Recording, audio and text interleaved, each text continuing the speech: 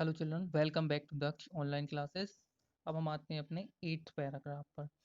That afternoon a neighbour neighbour stopped by for a visit. Taro's father politely offered her a cup of the shake। उसी दोपहर क्या होता है, उसी afternoon एक उनके घर एक पड़ोसी आती हैं जो कि जो कि उनकी पड़ोस में ही रहती हैं। तो तारों के फादर क्या करते हैं, उन्हें एक कप शेक का कप ऑफर करते हैं।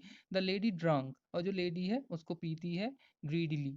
और वह बहुत ज़्यादा ग्रीडली मीन्स वो बहुत ज़्यादा क्या है, चापलूस है, बहुत ज़्यादा चालाक है।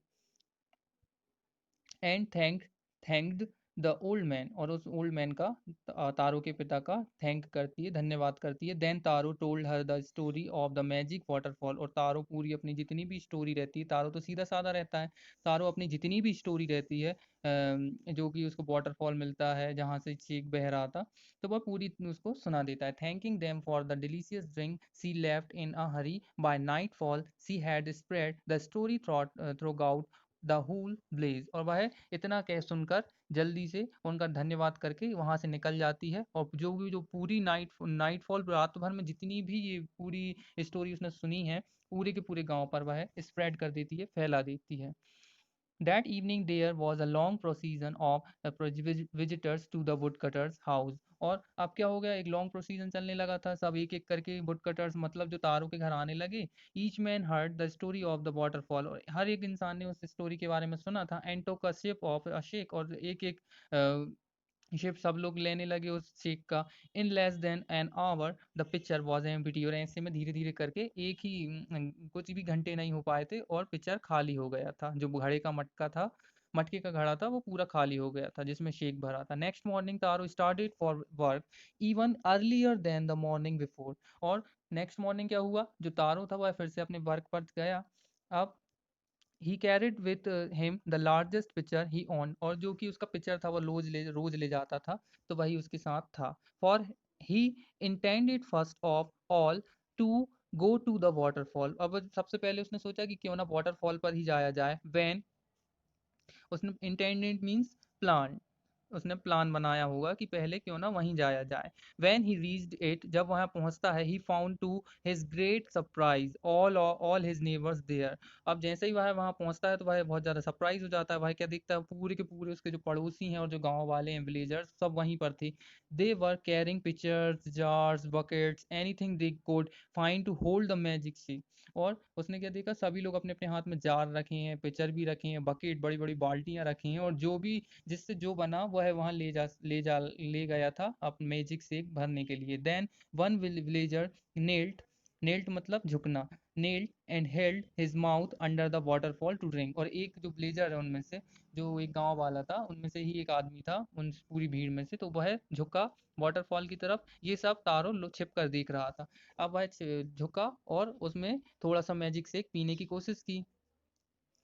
Then one blazer knelt and held his mouth under the waterfall to drink. He drank again and again। अब उसने बार बार उसे पी कर देखा। And then shouted, और बाद में वह बहुत जम के गुस्से से चिल्लाया, angrily, water, nothing but water। अब वह चिल्लाया, ये तो वाटर है, वाटर है। Others also tried, अब दूसरों ने ट्राई किया, but there was no shake। उन्हें किसी को वहाँ शेक का कुछ नामो निशान भी नहीं मिला, न टेस्ट लगा। Only good water, उन्हें ऐसा लगा कि सिर्फ ये एक पानी ही है, ये वाटर ही है। We have been tricked, अब वह सब लोग बोलते हैं कि हमें बहुत ज़्यादा मूर्ख बनाया गया, हमारे साथ ट्रिक्ड किया गया, हमारे साथ चालाकी की गई है। साउटेड द ब्लेजर, सब की सब तारों पे चिल्लाने लगे, where is Taro, let us drown him in his waterfall, Taro को पकड़ो, तारो को इसी वाटरफॉल में डुबा दो। But Taro had been wise enough to slip behind a rock, और जो तारो था वह पीछे से, तारो सब सुन रहा था, वह बहुत बुद्धिमान था, पीछे छिपा रहा वो इसी कारण से। When he saw how thing were going he was now where to be found, उस सब ने उसे बहुत ढूंढने की कोशिश की लेकिन वह किसी को नहीं मिला। Muttering their anger and disappointment the blazers left the place one by one, और जैसे ही सबका गुस्सा धीरे धीरे शांत हुआ, तो सब एक एक करके वहां से जितने भी ब्लेजर थे सब चले गए। Taro came out from his hiding place, अब तारो अपने जहाँ छिपा था वहां से निकल कर आया। अब वह सोच रहा था कि क्या ये बात सही है, क्या सिर्फ मुझको ही यह शेक लग रहा है, बाकी सबको वाटर लग रहा है, या फिर ये सच में वाटर है। वॉज इट ट्रू, क्या ये सही है, ही वॉन्डर्ड, वह सोचने लगा।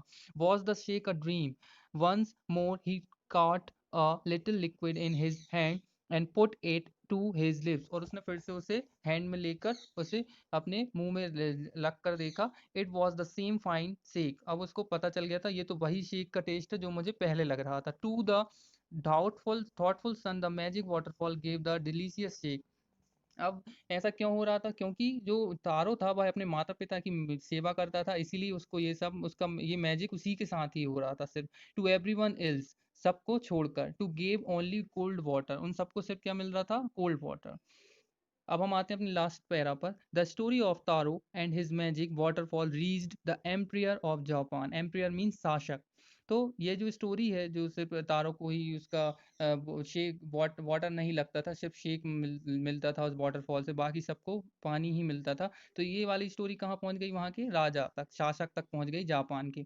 ही sent for the young woodcutter, उसने एक यंग वुड कटर को भेजा। And rewarded him with 20 pieces of gold, और उसको 20 सोने के सिक्के दिए। For having been so good and kind, क्योंकि वह बहुत ज़्यादा गुड है, और काइंड मीन्स उसके माता पिता के प्रति वो बहुत दयालु है, और उसका जो नेचर है वो बहुत अच्छा है। Then he named the most beautiful fountain, फिर उसने क्या किया? एक बहुत फाउंटेन मीन्स जहाँ पे पानी वगैरह ऊपर ऊपर जाता है और नीचे आता है, ज़्यादातर झरने जैसा सीन बना रहता है, आपने भी देखा होगा। तो इसी टाइप का एक फाउंटेन था। तो राजा ने क्या किया? He named the most beautiful fountain in the city of the Taro, उसने ऐसे ही एक फाउंटेन का अपनी सिटी के अंदर नाम क्या रख लिया? Taro. This said the emperor was to encourage all children to honour and obey means आज्ञा देयर पेरेंट्स। ऑबी मीन्स आज्ञा। तो जो उसने ऐसा इसलिए किया, एम्पियर ने उसका नाम इसलिए तारो रखा, जिससे सभी बच्चे अपने पेरेंट्स के प्रति इनकरेज हों, उनकी सेवा करने के लिए, उनकी बात मानने के लिए। तो ये स्टोरी से यह भी पता चलता है कि हमें अपने पेरेंट्स का ख्याल रखना चाहिए, भले ही हम कितने ही छोटे हों और कितने ही बड़े हों, क्योंकि हमें अपने पेरेंट्स का बहुत आदर करना ज़रूरी है।